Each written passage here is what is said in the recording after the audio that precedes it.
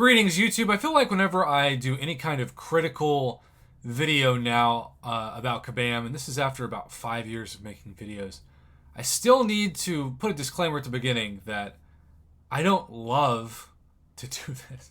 I just think it's important to call a spade a spade.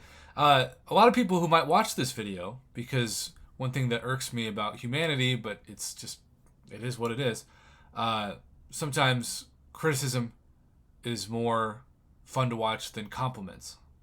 Like I had a video, and who knows how well it'll do, I guess it's probably not as well as this one, that I talked about how great Kabam was for giving free-to-play players the chance to get a very good chunk of Tier 3 Alpha Catalyst fragments, particularly compared to something like the Act 7.2 exploration rewards that I just collected finally.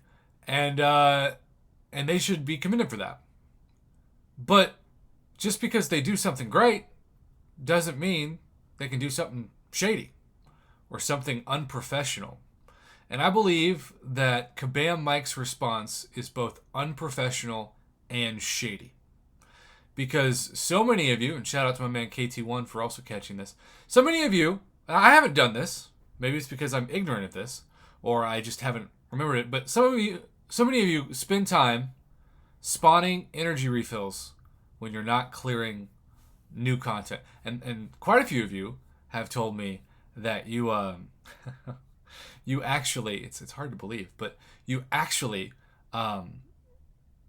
you clear all the content in the first day. All of the event quests, you're done in day one. And these players have done everything. All content, all variants, all the Abyss, all certainly Acts 1 through 7, all of Karina's challenges. And so what do you do when you've done everything and you don't care about the arena? Besides Alliance Quest and Alliance War, obviously. Well, you spawn refills, whether that be potions or certainly revives and energy. Well, Squirrel Guy said 536 change to spawn only small energy refills. That's not the only quest with above average RNG. Please, Kip says, please, if you could tell me where I could farm 2 to 4 full refills every day, I would gladly run it.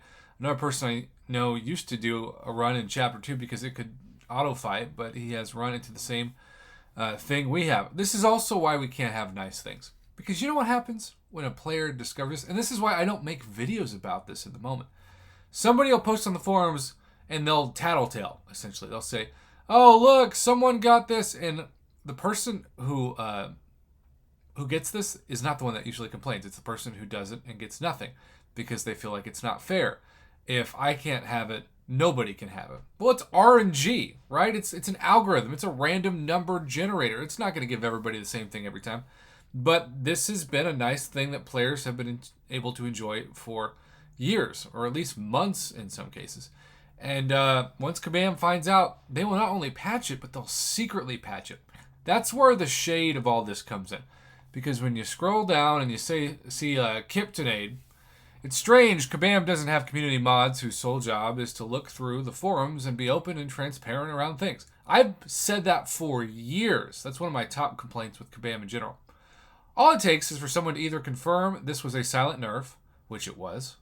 Why does it have to be done unannounced? Are they ashamed? Or they look at the back end and find out why the map rewards have decreased for the majority of players.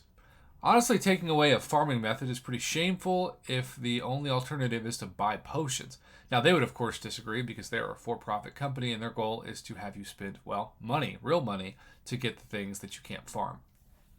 I think most players would be happy if something like Deadpool healing halls were made a regular weekly event. Kabam will still make lots and lots of money from revives and special offers from players in difficult content. Well, the problem is difficult content doesn't really arise that much. I mean, Cavalier difficulty for the top players is not difficult at all anymore. So they're not using a bunch of potions and revives for that. Same could even be said true. Heck, I've got people who tell me they went itemless for all of 7.4, which congrats to them. I didn't do that once. The rewards from the monthly login calendar are so outdated now that all but the very early players will get benefit from the amount of revives offered. We also know that the 4-hour Cavalier Crystal producing revive is rarer than hen's teeth. Rarer than hen's teeth. I'm from the South, and I never heard that phrase. This company doesn't have to be so greedy. You have a very loyal player base who, for the majority, more than happy to get their wallets out and support. I don't know, that's always true. None of us are naive. We know Kabam is a for-profit business, as I just said, but they need to fight the right balance between making profit for the sake of it and making a product that their players still want to enjoy and play without having progression content constantly behind paywalls. And you can see 3 disagree, 6 agree. Welcome to the same kind of ratios that YouTube videos get, especially before they hit the dislike button. Grounded Wisdom, by the way, said, they also notified us about it. The Act 1 revive was intended to help new players. People milked it and they changed it.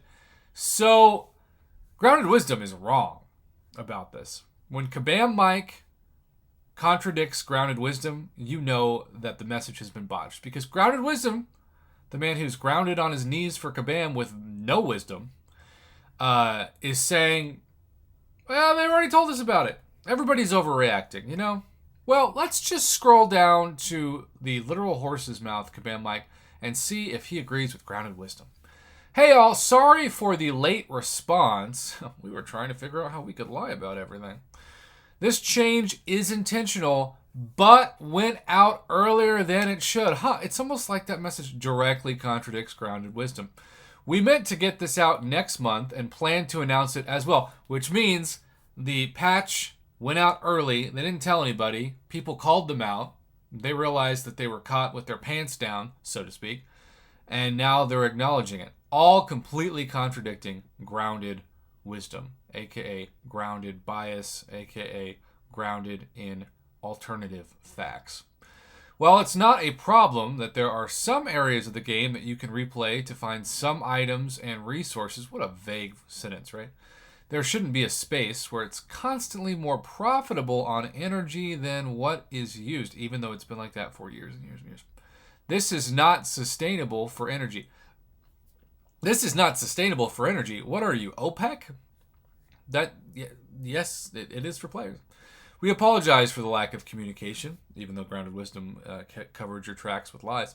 We will be cleaning up this thread and closing it as well because it went off the rails very quickly. Notice how 33 people disagree, and I'm sure that is a conservative number. Kabam Miike sometimes makes really good forum posts, and I think he's been better this year than in years past from what I've covered on this channel. But this is not one of those posts.